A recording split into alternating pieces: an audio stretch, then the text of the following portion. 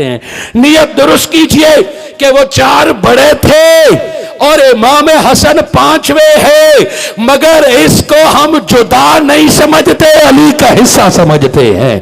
अगर हसन को अली का हिस्सा समझते हो, जैसे आयत मुबद्दत में हसन अली के साथ, आयत ततीर में हसन अली के साथ, आयत मुबाला में हसन अली के साथ, हसन को खलीफा मानो, मगर हमारे बुजुर्गों ने चार यार कह दिया है ना, इसको खत्म नहीं करते।